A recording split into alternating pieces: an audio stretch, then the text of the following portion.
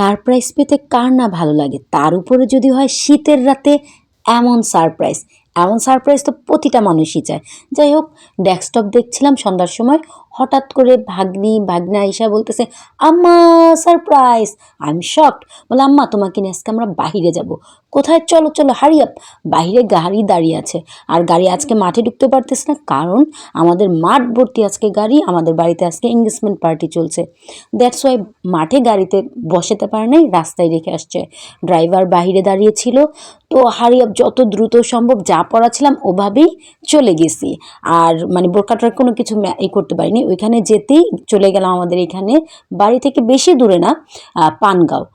কিন্তু believe me, পানগাঁওয়ে যে এত শীত, আমার কাছে পানগাঁওয়ে যদি না যেতাম আমার মনে হয় না এই বছরের শীতটা আমি উপভোগ করতে পারতাম। দ্যাটস ওয়াই পানগাঁওয়ে তো যাওয়ার পর মনে হচ্ছে আমি একটা কোথায় ব্যতিক্রম একটা স্থানে চলে আসছি।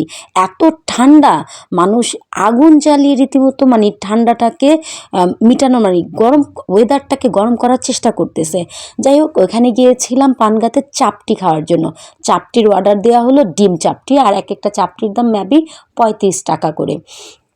তো ডিম চাপটির অর্ডার দিতে আর এত লম্বা সিরিয়াল, এই যে ভাইয়াকে ডিম চাপটি দেওয়াতে দেরি হচ্ছে বিদা ভাইয়া কান্নাই করে দিল। আর এদিক দিয়ে ওনার কাণ্ড দেখে আমরা সবাই হাসাহাসি করতেছিলাম। আসলে জাস্ট ফান। চাপটি দেওয়াতে দেরি হওয়াতে না, ওই ধোঁয়াতে ভাইয়ার চোখ জ্বলতেছিল, আর এদিক দিয়ে বাহিরে আগুন জ্বলতেছিল, আমি সেটাকে উপভোগ করতেছিলাম। আর এদিক দিয়ে আমার ভাগিনা বলতেছে, আম্মা আমি আগুন খাবো। তো আমার বোন বলতেছে, কি তুমি ড্রাগন নাকি যে আগুন খাবে? তো তিনি আগুন খাবে, তাকে আগুন খাওয়াতে নিয়ে গেছি। আর এদিক দিয়ে আমাদের চাপটি হয়ে গেছে। আর আমার ভাগ্নি তো খুশিতে নাচানাচি হুড়াহুড়ি। আর আমরা ছোটোবেলায় কিন্তু এই খেলাটা সবাই খেলেছি। খেলা বলতে দ্যাট মিনস শীতের রাতে মুখ দিয়ে যে ধোঁয়া ওড়াটা, ওরা এটাকে এনজয় করছিল, আমিও ওটা ক্যামেরা বন্দি করছিলাম, পাশাপাশি আমিও করছিলাম।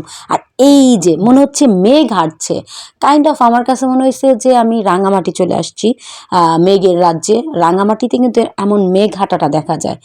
আজকে মানে ঢাকায় আমাদের এত ঠান্ডা, আমি ভাবতেই পারতেছি না যে গ্রাম অথবা সিলেটের ঠান্ডার পরিমাণটা কি, মানে আমি কল্পনাও করতে পারছি না। যাই হোক, ওইখান থেকে বের হওয়ার পর দুলাভাই বলতেছে, কি চা হবে? বলি হ্যাঁ হতে পারে।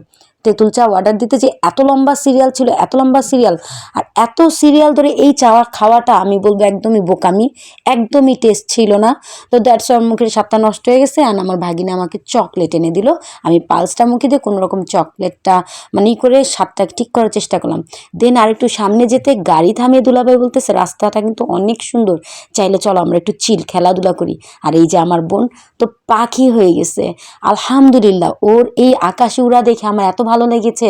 কথায় আছে না, একজন নারীকে দেখলে বুঝবেন নারীটা তার স্বামীর কাছে কতটুকু ভালোবাসা পায়। টাইটানিক্সের মতো পোজ নিচ্ছিল, আর আমি আমার ভাগ্নিটা দেখে আমাদের এত ভালো লাগতেছিল। আমরাও খেলাধুলা করলাম ওখান থেকে। দেন ফিরার পথে দুলাভাই বলতেছে, এখন তো নিশ্চয়ই পেটে আর কিছু নেই, এত লাভ জাভ দৌড়াদৌড়ি চিল মুডে ছিলাম, পেটে যেহেতু কিছু নেই, ফেরার পথে কিছু তো খেতেই হবে। তাই হাসনাবাদ একটু খুবই ভালো নাকি হালিমটা, বলতেছে দুলাভাই চলো হালিমটা একটু খেয়ে দেখো টেস্টটা কেমন হয়। না আলহামদুলিল্লাহ মোটামুটি ভালোই ছিল। আর এত ঠান্ডার ওয়েদার ভিতর গরম গরম হালিম ভালোই লাগতেছিল।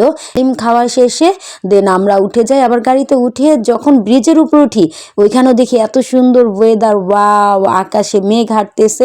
এই কোথা থেকে আমার ব্লগ ভিডিও দিয়ে দেখছো অবশ্যই কমেন্টের মাধ্যমে জানিয়ে যাবে।